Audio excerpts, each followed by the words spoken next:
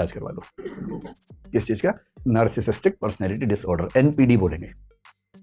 आत्ममुग्धता का एक लक्षण होता है व्यक्ति को ये लगने लगना कि उसके जैसा कोई नहीं, मैं इतनी सुंदर हूं, मैं क्या करूं क्या करूं।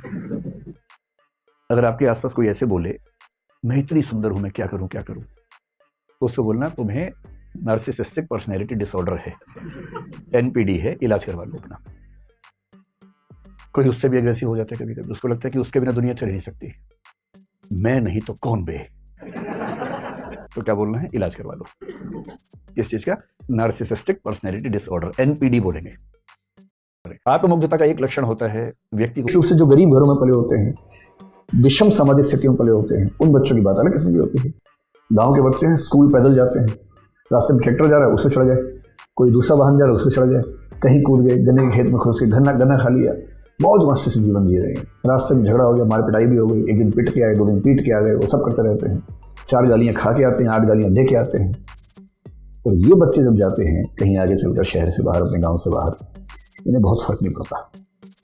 ये किसी को बोलते हैं कि भाई तुम मुझे पसंद हो, सामने वाला बोले लेकिन तुम मुझे पसंद नहीं, तो बोले भाड़ में जा, कोई बात नहीं, तू नहीं कोई और सही, किसी और को देखेंगे। 7 अरब लोग दुनिया में हैं, तुम ही हो क्या, किसी और को देख लेंगे। और दूसरी तरफ कुछ कैसे बच्चे होते हैं विशेष रूप से के बाद उससे सिम्टम्स बॉडी में आने लगते हैं, फिर आपको नींद ना आना, नींद उचट गई, तनाव हो रहा है, और कभी कभी तो वाइब्रेशंस बॉडी में होने लगेंगे। वो सब चीजें स्ट्रेस से हो जाती है। तो स्ट्रेस से बचने का एक ही तरीका है कि थोड़ा सा इंसान की तरह से पढ़िए, मशीन मत बनिए। मुझसे तो कोई सलाह मांगता भी नहीं आजकल, क्योंकि मैं ऐसी सलाह देता हूँ फिर बच्चे आते नहीं मेरे पास सलाह मांगने के लिए। आते हैं कि सर कितना पढ़ें, कैसे पढ़ें। मैं बोलता हूँ देखो, सप्ताह में 1 फिल्म जरूर देखनी है, ये पहली सलाह है। सप्ताह में 1 फिल्म, अगर स्कोप है तो सिनेमा हॉल में जाके देखिए, दूसरे दोस्तों के साथ देखिए। BFGF वाले चक्कर मत पड़िएगा, उसमें तनाव ज्यादा होता है। और गए थे फिल्म देखने, सिर फुटवा के लौटे हैं वापस, तो वो सब 2-4 अच्छे दोस्त जाए वो ज्यादा ठीक रहता है, हंसी मजाक खूब होता है ना। पढ़ाई के दौरान हम पढ़ाई के दबाव से कैसे बचे। हम एक डॉक्टर से मिले कुछ शारीरिक समस्याओं की वजह से, तो उन्होंने स्ट्रेस को ही मूल कारण बताया। हाँ ये तो है भाई, स्ट्रेस जो है ना वो साइकोसोमेटिक मामला है। स्ट्रेस एक समय तक केवल दिमाग खराब करता है, एक समय के बाद उससे सिम्टम्स बॉडी में आने लगते हैं। फिर आपको नींद ना आना, नींद उचट गई, तनाव हो रहा है, और कभी कभी तो वाइब्रेशंस बॉडी में होने लगेंगे। वो सब चीजें स्ट्रेस से हो जाती है। तो स्ट्रेस से बचने का एक ही तरीका है कि थोड़ा सा इंसान की तरह से पढ़िए, मशीन मत बनिए।